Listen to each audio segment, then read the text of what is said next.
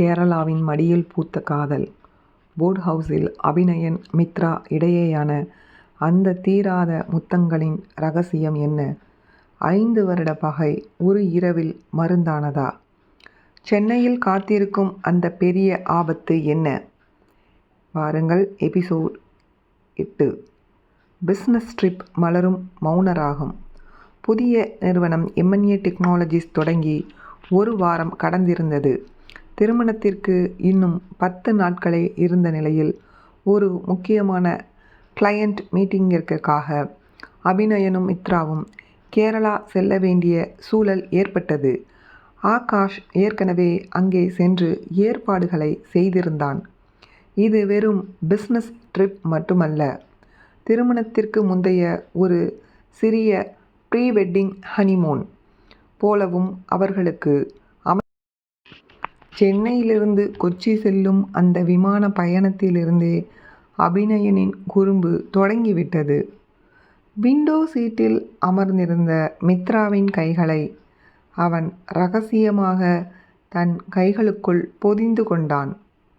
அபி, எல்லாரும் பார்க்குறாங்க, கையை விடுங்க என மித்ரா வெட்கத்துடன் முணுமுணுத்தாள்.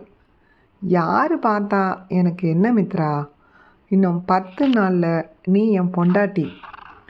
இப்போவே உனக்கு இவ்வளவு வெக்கம் வந்தா அப்புறம் கல்யாணம் அன்னைக்கு நான் என்ன பண்ணுறது என அவளது காதோரம் குனிந்து இரகசியமாக சொன்னான். அவனது மூச்சுக்காற்று அவள் கழுத்தில் பட்டதுமே மித்ராவுக்கு உடல் சிலிர்த்தது.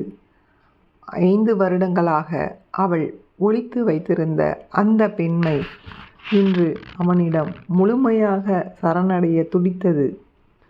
கொச்சி விமான நிலையத்தில் இறங்கியதும் அவர்கள் தங்குவதற்காக ஒரு அழகான பேக்வாட்டர் ரிசார்ட் ஏற்பாடு செய்யப்பட்டிருந்தது.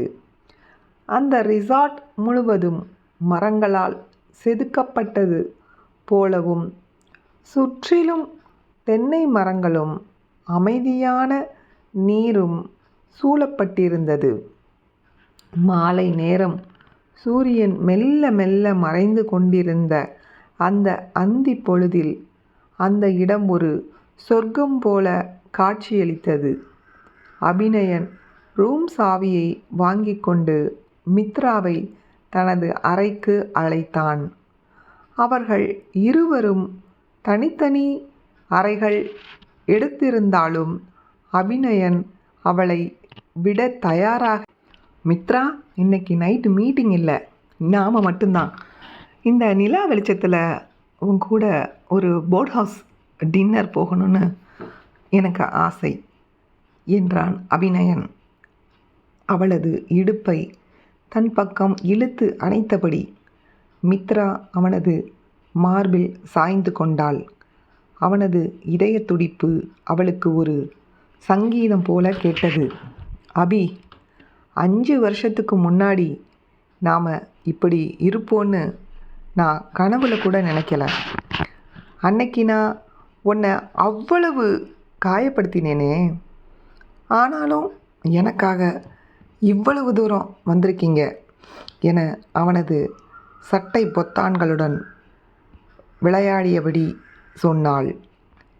அபிநயன் அவளது கன்னத்தை தூக்கி அவளது கண்களை ஆழமாக பார்த்தான். காயம் பட்ட இடத்துல தான் காதலும் அதிகமாக பிறக்கும் மித்ரா. நீ அன்னைக்கு என்னை தரம் பிரித்தப்போ எனக்கு கோபம் வந்தது, உண்மைதான். ஆனால் அந்த 1 வாரம் உன்னை பார்க்காம இருந்தப்போ தான் தெரிஞ்சது, நீ இல்லாமல் என் மூச்சு கூட ஓடாதுன்னு. உன் ஈகோ எனக்கு பிடிச்சிருந்தது. ஏன்னா அது உன்னை ஒரு சிங்கப்பெண்ணாக தான் காட்டுச்சு. ஆனால் இப்போ நீ என் செல்லக்குட்டி என சொல்லிவிட்டு அவளது இதழ்களில் ஒரு மென்மையான நீண்ட முத்தத்தை பதித்தான். மித்ரா ஒரு கணம் அப்படியே உறைந்து போனாள். அவளது கண்கள் சொருகின. அவனது முத்தத்தில் இத்தனை வருட பிரிவின் வலியும் இப்போது கிடைத்திருக்கும் காதலின் இனிப்பும் கலந்திருந்தது. அவள் அவனது கழுத்தை கட்டிக்கொண்டு அந்த முத்தத்திற்கு பதிலளித்தாள். அந்த அறையில் நிலவிய அந்த அமைதியை அவர்களின் மூச்சுக்காற்று மட்டுமே கலைத்தது. இரவு 8 மணி. அந்த பெரிய ஏரியின் நடுவே ஒரு அழகான போட் ஹவுஸ் மெதுவாக தவழ்ந்து கொண்டிருந்தது. மெழுகுவர்த்தி வெளிச்சத்தில் மேசை அலங்கரிக்கப்பட்டிருந்தது. கேரளா ஸ்பெஷல் உணவுகள் மனம் வீசின. மித்ரா ஒரு மெல்லிய நீல நிற ஷிஃபான் புடவையில் தேவதை போல தெரிந்தாள்.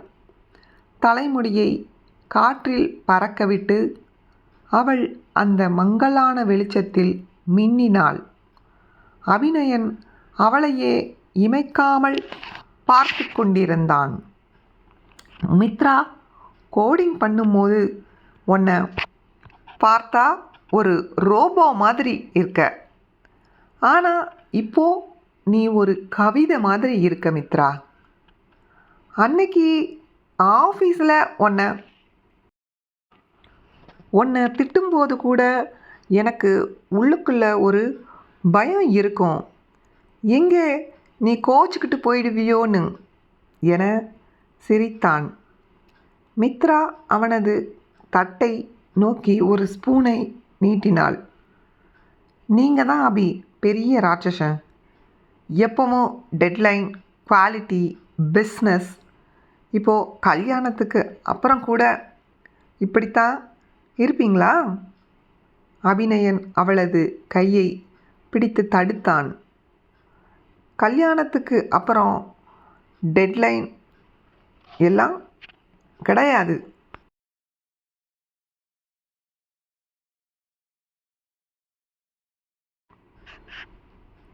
Mitra only lifetime support தான். ஆனால் ஒன்று, ஆஃபீஸில் நீ ஏன் பாஸ் இல்லை, நான் தான் உனக்கு பாஸ் என ஒரு குறும்பு பார்வையை வீசினான். ஓ அப்படியா மிஸ்டர் அபிநயன், அதை பார்க்கலாம் என அவள் அவனது கையை பிடித்து இழுத்து படகின் விளிம்பிற்கு அழைத்து சென்றாள். குளிர்ந்த காற்று வீசத் தொடங்கியது. தூரத்தில் தெரிந்த மற்ற படகுகளின் விளக்குகள் நட்சத்திரங்களைப் போல நீரில் மிதந்தன. அபிநயன் அவளுக்கு பின்னால் வந்து நின்று அவளது தோள்களில் தனது கைகளை வைத்து அவளை அணைத்து கொண்டான். அவனது தாடியின் உரசல் அவள் தோளில் பட்டது. அவன் அவளது காதோரம் குனிந்து, ஐ லவ் யூ மித்ரா. உன்னை 5 வருஷமாக என் இதயத்தில் ஒரு இரும்பு விலங்கு மாதிரி பூட்டி வச்சுருந்தேன். இன்றைக்கி அந்த விலங்கை திறந்து உன்னை முழுசாக என் வசமாக்க போகிறேன் என்றான் இரகசியமாக. மித்ரா அப்படியே பின்னோக்கி சாய்ந்து அவனது தோளில் தலை வைத்தாள். அபி, அன்னைக்கு நிச்சயதார்த்த வேளையில் நீங்கள் அந்த புகைப்படங்களை காட்டினப்போ என் இதயம் துடித்த வேகத்தில் நான் செத்திருப்பேன் போல இருந்தது. நீங்கள் அவ்வளவு தூரம் எனக்காக செய்வீங்கன்னு நான் நினைக்கல என உணர்ச்சி வசப்பட்டாள். அபிநயன் அவளை தன் பக்கம் முழுமையாக திருப்பி அவளது இடையில் தனது கரங்களை இறுக்கினான். உனக்காக நான் எதையும் செய்வேன் மித்ரா. இப்போது நாம் செய்ய போகிற இந்த ப்ராஜெக்ட் கூட உனக்காகத்தான். நீ ஒரு பெரிய ஐடி கம்பெனியோட சிஇஓ ஆகணும்னு தான் ஆசைப்படுறேன். அன்னைக்கு நீ கேட்ட அந்த வசதிகள், அந்த அந்தஸ்து எல்லாத்தையும் நான் உனக்கு கொடுப்பேன். ஆனால் ஒன்று, நீ மட்டும் எப்பவும் எனக்காக இருக்கணும் என அவளது கழுத்தில் தனது முத்தங்களை அடுக்கினான். மித்ரா அவனது முத்தங்களில் கரைந்து போனாள். அவனது ஒவ்வொரு தொடுதலும் அவளுக்குள் ஒரு புது தேடலை உருவாக்கியது. அவள் அவனது சட்டையின் பட்டன்களை மெதுவாக நீக்கினாள். அபிநயன் அவளை அப்படியே தூக்கி கொண்டு அந்த படகின் உட்புற அறைக்கு சென்றான். அங்கே மெல்லிய விளக்கு வெளிச்சம் அவர்களை வரவேற்றது. அவர்கள் ஒருவரை ஒருவர் ஆழமாக நேசித்த அந்த நிமிடங்கள் யுகங்களாக தெரிந்தன. ஈகோக்கள் மறைந்து, பிடிவாதங்கள் சிதைந்து, அங்கே 2 இதயங்கள் மட்டுமே ஒன்றாக துடித்தன. 5 வருட பகை ஒரு முத்தத்தில் மருந்தாக கரைந்தது. அபிநயனின் கரங்களுக்குள் மித்ரா ஒரு சின்ன குழந்தையாக மாறிப்போனாள். அவனது முரட்டுத்தனமான அன்பும் அவளது மென்மையான காதலும் ஒன்றாக இணைந்து ஒரு புதிய சங்கீதத்தை உருவாக்கின. அடுத்த நாள் காலை கிளையண்ட் மீட்டிங் மிக சிறப்பாக முடிந்தது. மித்ராவின் அந்த தொழில்நுட்ப திறமையை பார்த்து அந்த வெளிநாட்டு முதலீட்டாளர்கள் வியந்து போயினர். அபிநயன் அவளை பெருமையுடன் பார்த்தான். மீட்டிங் முடிந்து திரும்பும்போது ஆகாஷ் அவர்களை சந்தித்தான். கங்க்ராட்ஸ் பார்ட்னர்ஸ், நம்ம ப்ராஜெக்ட் இப்போது குளோபல் லெவலுக்கு போயிடுச்சு. இப்போது உங்கள் கல்யாணத்தை நிம்மதியாக பண்ணலாம் என்றான் ஆகாஷ் புன்னகையுடன்.